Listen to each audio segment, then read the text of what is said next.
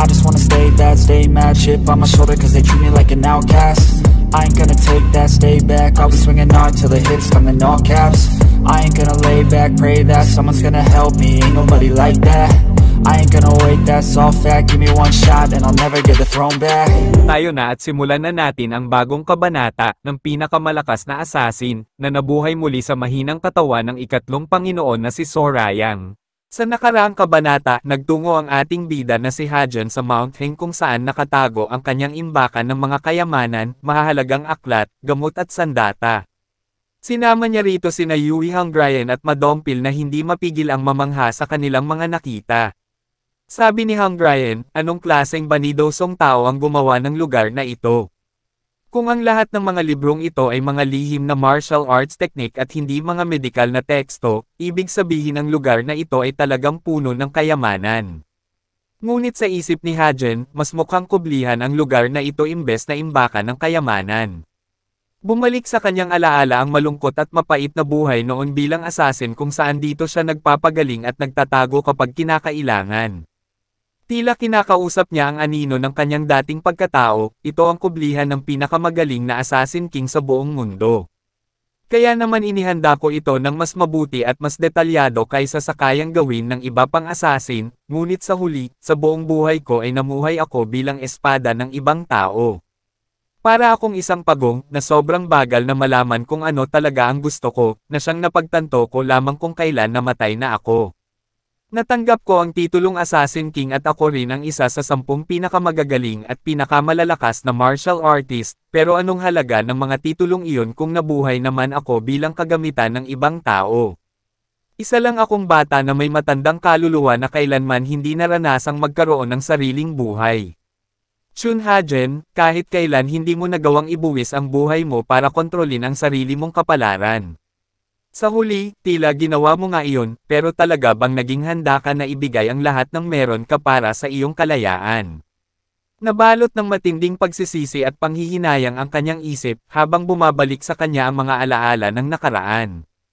Sa isip niya, paulit-ulit na niyang sinisisi ang sarili, at napabulong, kung nagsikap lang sana akong maabot ang tagumpay mula sa simula pa, baka hindi ako namatay noon. Ang bawat salita'y puno ng pighati at bigat ng mga pagkakamaling nagdulot sa kanya ng kamatayan, at ngayon, parang sugat na muling bumukas ang lahat ng kanyang nakalipas na pagkukulang. Ngunit, sa kabila ng lahat ng hinanakit, naibalik niya ang alab ng determinasyon sa kanyang kasalukuyang pagkatao. May bagong pag-asa sa kanyang mga mata at binigkas niya sa sarili. Sa bagong buhay na ito, siguradong mabubuhay ako. Ang boses sa kanyang isipan ay puno ng paninindigan, parang sumpa na sinasabi sa sarili na hindi na niya hahayaan pang maulit ang trahedya ng nakaraan.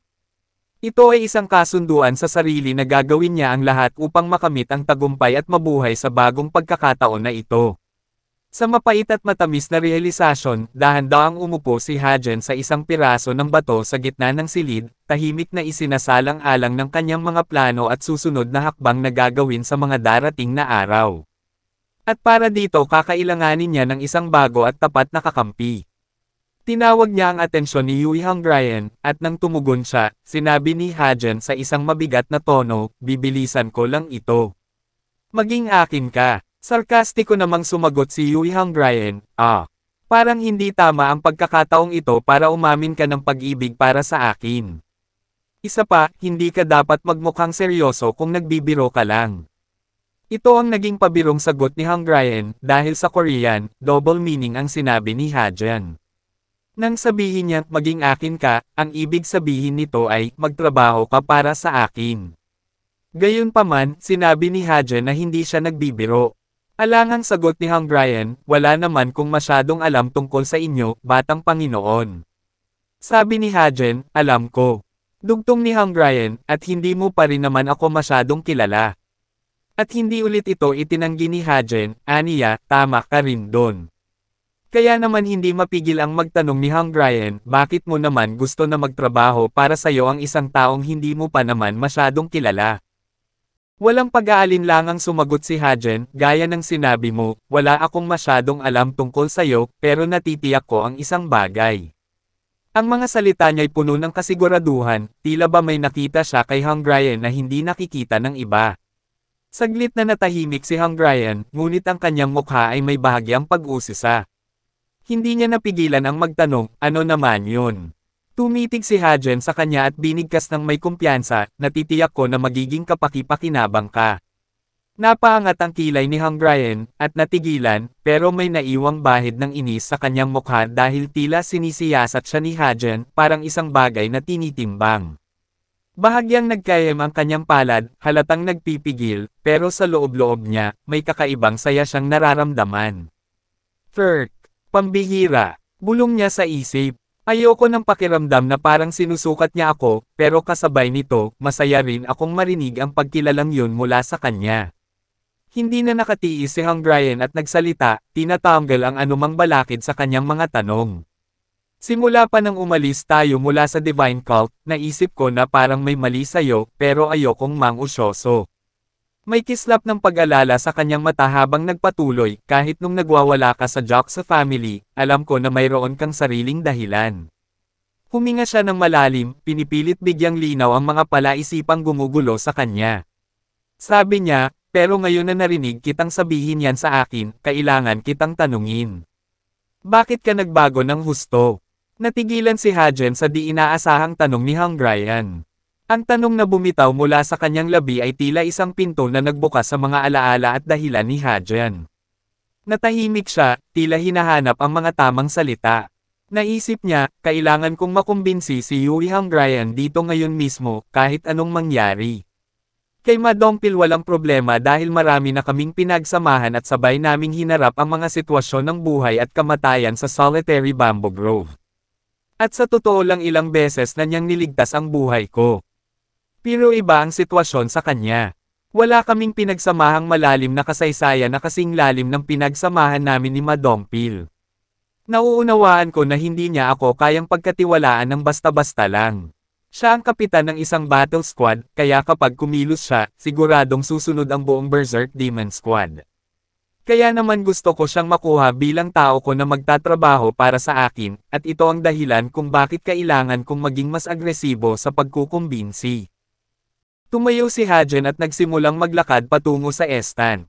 Habang inaabot ang isang maliit na kahon, nagsimula siyang magpaliwanag ng kanyang tunay na plano. Ako, ay may napakalalim na galit sa Steel Blood Fortress at sa Righteous Heavenly Alliance na hindi ninyo maa-erect. Sambit naman ni Hang Ryan, yung dalawang yon. Kahit sinong miyembro ng Divine Cult ay kinaayawan sila. Ngunit giit ni Hajen, hindi. Hindi ko lang sila basta kinaayawan.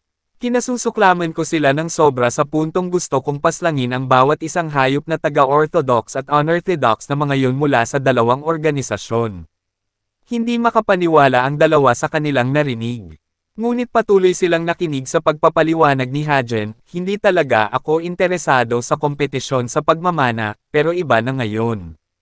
Kung walang plano ang Divine Cult na pabagsakin ang dalawang organisasyong yun, sisiguraduhin kung mangyayari ito gamit ang dahas. Sabi ni Hang Ryan, ibig mong sabihin. Hindi pa niya na itutuloy ang itatanong nang sagutin siya ni Hajen, oo. Ako ang magiging tagapagmana ng Demon Lord. Tila nag-aalab ang kanyang mga mata nang sabihin niya ito habang direktang nakatingin sa dalawa. Nanlaki ang mga mata ni Hang Ryan sa pagkagulat, gayon din si Dompil ay hindi makapaniwala sa tahasang deklarasyon ni Hajen na sa wakas ay seseryosohin na niya ang kompetisyong ito sa politika. Sa pagkakataong ito ay tinitigan ni Hajen si Hang Ryan, at sinabi, kaya gusto kitang makuha, Yui Hang Ryan. Di mapigilan ni Hang Ryan na bahagyang mamula dahil nangangahulugan lamang na mataas ang pagtingin at tiwala sa kanya ng batang Panginoon. Pagpapatuloy ni Hajen, gusto kita dahil wala kang pakialam kung sino man ang kalaban mo. Kesyo sila ay galing sa Righteous Heavenly Alliance, sa Steel Blood Fortress, o kahit pa sa Divine Cult, itututok mo ang espada mo sa kanilang lalamunan basta't may dahilan ka. Hahayaan kitang magwala. Kung papanig ka sa akin, mararanasan mo ang tunay na adrenaline rush, at higit pa doon. Yan ang maipapangako ko. Napatawa naman si Hang Ryan, tunog panunuya pero may halong pagkasabik na sinabi niya, ang maging tagapagmana, sigurado ka bang kaya mong gawin yun? Seryoso namang sagot ni Hajen, ibubuwis ko ang buhay ko para makamit iyon. Napakamot sa batok si Hang Ryan at sinabi, well, hindi mo naman kailangang umabot sa ganon, pero nakakatuwang makita ang determinasyon mo.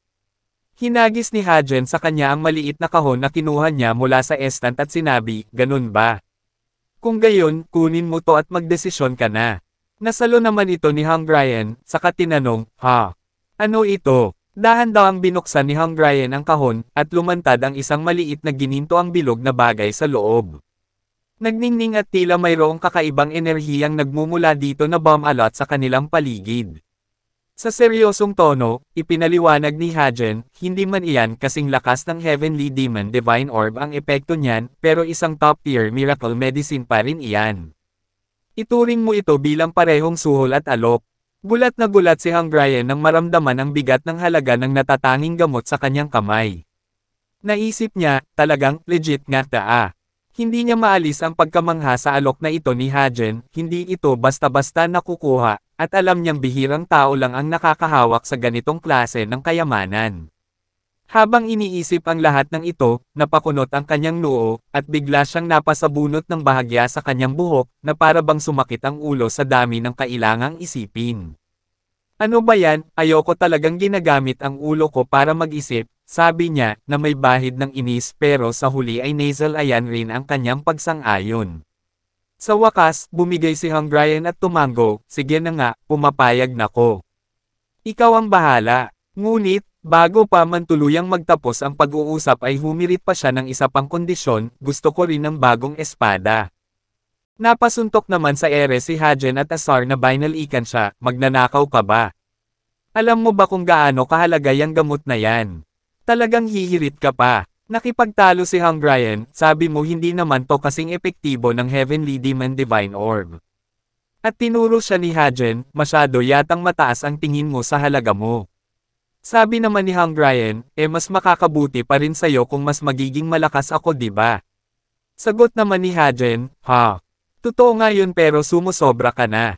Sa kabila ng pagtatalo ng dalawa ay napanganga si Dompil habang nanunood at di makapaniwala na mukhang dala-dala pa rin ni Hung Ryan ang kanyang tampo at pagkainggit ng regaluhan siya ng batang Panginoon ng bagong espada. Sabi ni Dompil, Berserk Demon Squad Leader, talaga bang humihingi ka rin sa kanya ng espada? Ngunit di nagtagal ay sumuko rin si Hajen at naghanap ng espada mula sa imbakan na babagay kay Hung Ryan. At nang makapili siya, agad niya itong iniabot kay Hung Ryan at sinabi, pwede na to. Hindi makapaniwala si Hung Ryan nang mahawakan niya ito. Bagamat kahugis ito ng kasalukuyang espada niya, mayroon itong disenyong pangil na mas nagpakita ng angking kapangyarihan at sindek nito. Nauutil niyang sabi, ay ito ang Tiger Cannon Sword. Sabi ni Hajen, yan ay isang banal na sandata na dating tinawag bilang White Tiger Sword. Perpekto yan para sa'yo. Ngayon, tinuturing na yan bilang isa sa 4 na maalamat na banal na sandata. Nagustuhan mo ba? Tila kumislap ang mata ni Hung Ryan habang kumikinang sa kanyang mukha ang refleksyon ng matalas na espada. Napalunok siya at sinabi, hay hindi na masama. Iniangat niya ang espada at biglang sinabi, grabe ang kinang. Napairap naman si Hajen at sinabi, nako, wala na siya sa sarili. Makalipas ang ilang saglit, tinawag ni Hajen si Hung Ryan at pinatanggal ang takip sa kanyang kaliwang mata.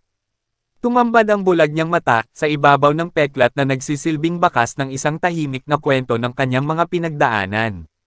Sinabihan siya ni Hajen, umupo ka sa harapan ko pagkatapos mong inumin ang miracle medicine. Wala tayong masyadong oras. Bahagyang nagtaka si Hung Ryan at nagtanong, anong ibig mong sabihin? Nagsimulang ipaliwanag ni Hajen ang gagawin niyang procedure upang yumapekto ang gamot na ibinigay niya, i-concentrate natin lahat ng chi mula sa gamot papunta sa energy core mo sa loob lang ng isang araw. Kaya mag-focus ka ng mabuti. Dahil kung hindi, masasayang lahat ng mahalagang chi na ito. Naramdaman ni Hung Ryan ang kaba sa kanyang dibdib, ngunit alam niyang kailangan niyang magtiwala kay Hajen. Agad siyang umupo, kahit medyo kinakabahan, at binanggit, medyo natatakot ako ngayon Gaano mo ba ko uutos-utusan para tulungan mo ako ngayon sa pagpapaikot ng chi sa katawan? Ngunit sa likod ng kanyang pag-aalala, alam ni Hung Ryan na ito ay isang pagkakataong hindi basta-basta darating sa kanyang buhay. Na maaari pa palang masilayan ang kulay at buhay mula sa kanyang namatay na mata. At sa pamamagitan ng pagdaloy ng Chi, siguraong mas lalakas ang kanyang kakayahan, at kahit ano pa ang hinihintay niyang pagsubok, handa siyang harapin ito sa tulong ni Hajan. Nagsimulang hawakan ni Hajan ang kanyang likuran upang simulan ang pagpapaikot ng Chi, at sinabi niya, sabi mo ay makikinabang din ako kapag naging mas malakas ka. Pero hindi ko alam kung makakasurvive ka kahit sa loob ng 1 taon kahit pa ganito kalaki ang investment na itinaya ko sa'yo. May bigat sa naging pahayag ni Hajan, patunay lamang na talagang mas mapanganib na mga sitwasyon ang naghihintay para sa kanila. Bagay na mas nagpakaba kay Hungarian dahil ngayon ay nakasalalay na kanyang paglakas kung mabubuhay pa siya sa loob ng 1 taon pagkatapos nito. Naramdaman naman ni Hajan ang kanyang pagkabalisa kaya sinabi niya, focus. Kaya isinantabi muna ni Hungarian ang kanyang mga alalahanin at nagsimula ang kanilang pagpapagaling. Makalipas ang 2 araw, dumating na nga ang mga taga-Gogyong family sa paanan ng Mount Heng. Sinalubong sila ng mga taga-Berserk Demon Squad. Sabi ng isang tauhan, hoy, galing kami sa Gogyong family. Dumating kami gaya ng iniutos ng Inspector General. Umabant ang patriarch na si Jong Rizan at buong autoridad na sinabi, dalhin niyo ako sa kinaroroonan ng Inspector General. Umabant rin ang isa sa mga kapitan ng Berserk Demon Squad, sa kayumuko at nagpakilala, ako si Gadukyon, ang kapitan ng ikalawang team ng Berserk Demon Squad. Binabati ko ang patriarch ng Gogyong family. Pakiusap ay maghintay mula kayo ng ilang saglit. At sasabihan ko sila, laking gulat naman ni Jong Rizan nang malaman na hindi pala nila kasama ang Inspector General. Tila nag-alab ang kanyang paligid at napalibutan siya ng demonic energy buhat ng pagkakainsulto. Inis niyang sabi, nakakaya mo naman. At least magpakita man lang siya ng basic etiquette na inaasahan kapag nagpatawag ng patriarch sa ganitong klase ng lugar. Nasaan siya ngayon? Habang nakayuko, umakyat ang tingin ni Gadokyon at balisa dahil sa matinding tensyon na nararamdaman ngayon sa paligid dahil sa malakas na chi waves na pinapakawala ng patriarch. Sabi niya sa sarili, kailangan kong gawin lahat upang maiwasan ang anumang tunggalian dito hanggang sa makabalik man lang ang squad leader. Mahinahon niyang ipinaliwanag, dumaan sila sa makipot na daang iyon sa likod namin. At inutusan kaming manatili upang magbantay lamang dito. Dito nag-alab sa galit si Jong Rizan, at habang na nakakuyom ang mga palad, sinabi niya, pinatawag niya kami rito para lang paghintayin. Anong ibig sabihin nito? Sa kabila ng matinding enerhiya, nanatiling nakatayo ang kapitan, tinatanggap ang kanyang galit. Dugtong pa ni Jong Rizan, ipagbigay alam mo sa Inspector General na 1 beses lang ako magpapasensya ngayon. Pero kung hindi siya magpapakita sa loob ng 1 oras, ngunit naputol ang kanyang pagbabante nang may biglang nagsalitang boses mula sa itaas nila, wow, nakakatakot ka naman. Paano naman ako kikilos bilang isang maayos na Inspector General sa harap ng isang taong sobrang nakakatakot? Napatingala si Jong Rizan at tinanong, sinong nandyan?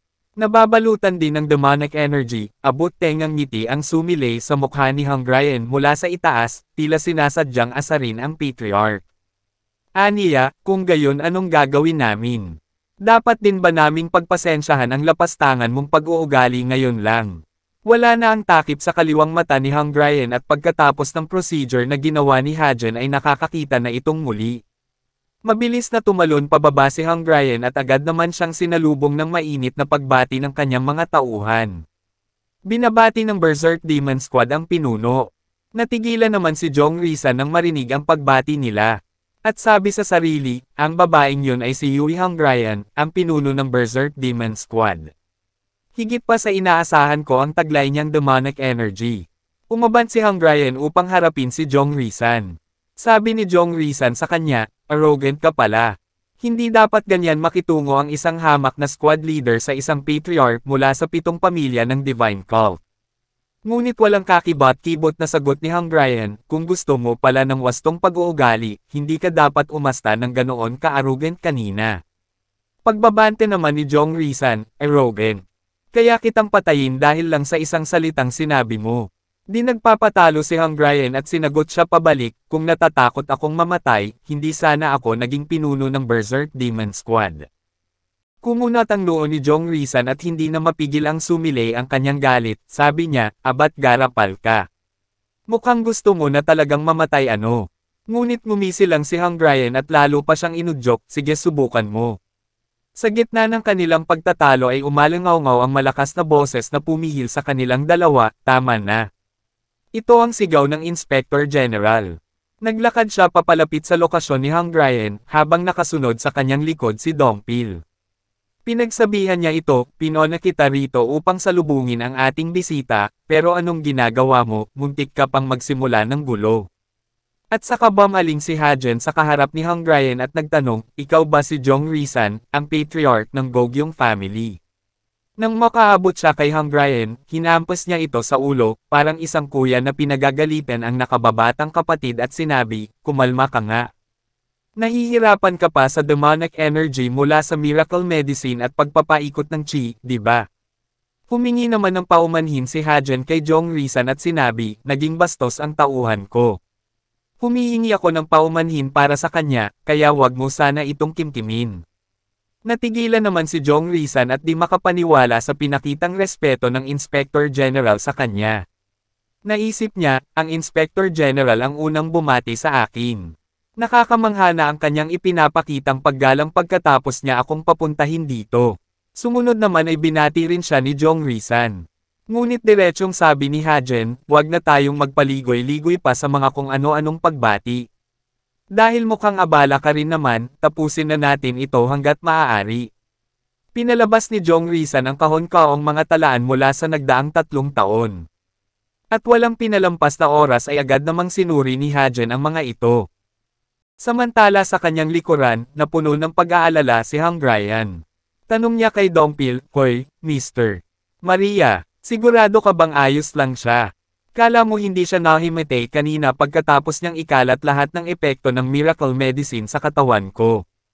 Hindi madaling stabilize ang internal energy ng isang tao na may ibang na master na demonic arts. Sabi naman ni Dongpil, huwag kang mag-alala. Ang batang Panginoon ay mas malakas kaysa sa kaya nating ma-imagine. Depensa naman ni Hang Ryan, hindi ako nag-aalala. Naputol ang kanilang pag-uusap nang may biglang sumigaw, nasusunog ang mga talaan. Anong ginawa mo, Inspector General? Napalingon naman ang dalawa at nakita nga ang batang Panginoon na sinunog ang mga talaan gamit lamang ang kanyang kapangyarihan. Sabi ni Hajen, mukhang tunay ang mga talaang ito. Tapos na ko sa trabaho ko. Laking gulat ni Jong Risan, at bumulalas, anong ibig mong sabihing tapos ka na? Sabi ni Hajen, bibigyan ko kayo ng patas na pagsusuri sa ulat, kaya mag-usap tayo. Kailangan ko ng inyong kooperasyon para sa kapakanan ng Divine Cult. Tanong ni Jong Risan, anong ibig mong sabihin? Sagot ni Hajen, mayroong isang organisasyon na kailangan naming pabagsakin, pero kulang kami sa tao. Pinagpawisan ng malamig si Jong Risan nang marinig mula sa Inspector General na may plano itong pabagsakin. Sa isang seryosong tono, pinagpatuloy ni Hajen ang pagpapaliwanag, pinaplano naming pabagsakin ang Combat King Demonic Clan. Ano kaya ang dahilan sa likod ng planong ito? Sino ang Combat King Demonic Clan at ano ang ginawa nila laban sa kulto? Si Jong Risan kaya ay isang bagong kaalyado o bagong kalaban? Alamin sa susunod na kabanata.